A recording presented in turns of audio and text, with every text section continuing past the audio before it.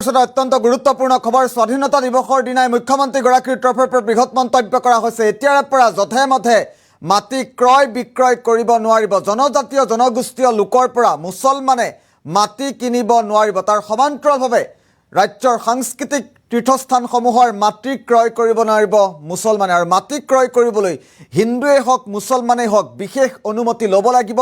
আৰু মাটি ক্ৰয় বিক্ৰয় সন্দৰ্ভত মুখ্যমন্ত্ৰীগৰাকীয়ে আজিৰ দিনটোত কি বৃহৎ মন্তব্য কৰিছিল এই মুহূৰ্তত জনোৱাৰ চেষ্টা কৰিম।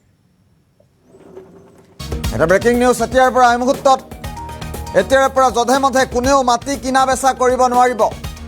আজি মুখ্যমন্ত্ৰীগৰাকীয়ে বৃহৎ মন্তব্য কৰিছে। এটা সম্প্ৰদায়ৰ পৰা আন এটা সম্প্ৰদায়লৈ সহজে হস্তান্তৰিত কৰিব নোৱাৰিব মাটি। হিন্দুৰ মাটি ক্ৰয় কৰিবলৈ মুছলমানে ল'ব লাগিব অনুমতি। অতি শীঘ্ৰেই ৰাজ্যত আহি আছে অধিক কঠোৰ আইন। স্বাধীনতা দিৱসৰ দিনাই মুখ্যমন্ত্ৰীয়ে বৃহৎ মন্তব্য কৰিছে। অবিভক্ত গোৱালপাৰা বটদ্ৰৱা বৰপেটাৰ ভূমি ক্ৰয় কৰিবলৈ মুছলমানে ল'ব লাগিব অনুমতি। সাংস্কৃতিক তীৰ্থস্থান মাজুলী বৰপেটা বটদ্ৰৱাৰ মাটি কিনিব নোৱাৰিব মুছলমানে। আৰু এতিয়াৰে পৰা যধে মধে কোনেও মাটি কিনা বেচা কৰিব নোৱাৰিব। স্বাধীনতা দিৱসৰ দিনাই মুখ্যমন্ত্ৰীয়ে বৃহৎ মন্তব্য কৰিছে। এটা সম্প্ৰদায়ৰ পৰা আন এটা সম্প্ৰদায়লৈ সহজেই হস্তান্তৰিত কৰিব নোৱাৰিব মাটি। আৰু হিন্দুৰ মাটি ক্ৰয় কৰিবলৈ মুছলমানে ল'ব লাগিব বিশেষ অনুমতি। অতি শীঘ্ৰেই ৰাজ্যত অধিক কঠোৰ আইন বলবৎ হ'ব। কঠোৰ আইন আহি আছে। আজি স্বাধীনতা দিৱসৰ দিনটোতে মুখ্যমন্ত্ৰীগৰাকীয়ে খানাপাৰাত স্বাধীনতা দিৱসৰ ভাষণত বৃহৎ মন্তব্য কৰা পৰিলক্ষিত হৈছে। সহজেই এতিয়াৰে পৰা পূৰ্বৰ দৰে আপুনি মন গ'লেই মাটি কিনিব নোৱাৰিব, মন গ'লেই মাটি বেচিব নোৱাৰিব। সাংস্কৃতিক তীৰ্থস্থান মাজুলী বটদ্ৰৱা বৰপেটাৰ মাটি মুছলমানে কিনিব নোৱাৰিব।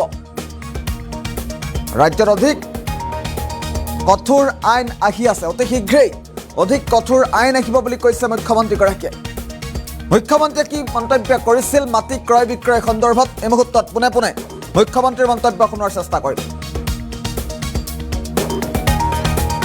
কাৰণতে যাতে কোনো কাৰণতে জনজাতীয় অনুসূচিত জাতি আৰু অন্যান্য পিছপৰা জাতিৰ মাটিৰ বিক্ৰী আন সম্প্ৰদায়ৰ ওচৰলৈ যাব নোৱাৰে, তাৰ বাবে আমি এখন কঠোৰ ৰাজহ আইন অনাৰ বাবে সিদ্ধান্ত গ্ৰহণ কৰিছোঁ।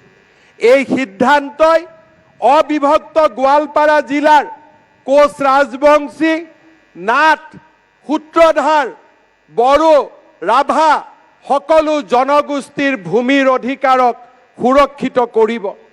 বিধানসভাৰ এই অধিৱেশনতে আমাৰ সাংস্কৃতিক পীঠস্থান বৰপেটা, মাজুলী আৰু বটদ্ৰৱাৰ ভূমি কোনো কাৰণতে যাতে আন সম্প্ৰদায়ৰ হাতলৈ যাব নোৱাৰে, তাৰ বাবেও এখন কঠোৰ ৰাজহ আইন অনাৰ বাবে আমি সিদ্ধান্ত গ্ৰহণ কৰিছোঁ।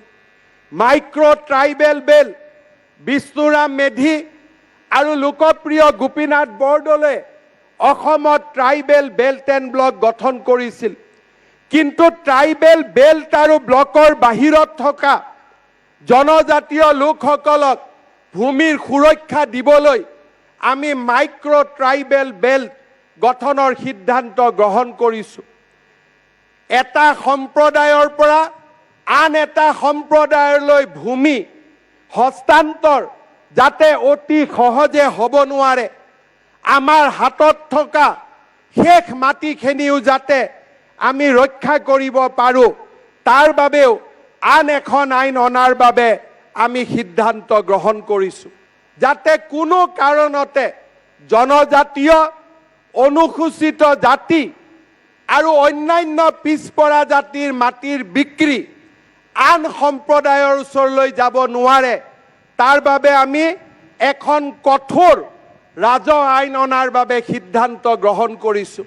এই সিদ্ধান্তই অবিভক্ত গোৱালপাৰা জিলাৰ কোচ ৰাজবংশী, নাথ, সূত্ৰধাৰ, বড়ো, ৰাভা সকলো জনগোষ্ঠীৰ ভূমিৰ অধিকাৰক সুৰক্ষিত কৰিব। বিধানসভাৰ এই অধিৱেশনতে আমাৰ সাংস্কৃতিক পীঠস্থান বৰপেটা, মাজুলী আৰু বটদ্ৰৱাৰ ভূমি কোনো কাৰণতে যাতে আন সম্প্ৰদায়ৰ হাতলৈ যাব নোৱাৰে তাৰ বাবেও এখন কঠোৰ ৰাজহ আইন অনাৰ বাবে আমি সিদ্ধান্ত গ্ৰহণ কৰিছোঁ।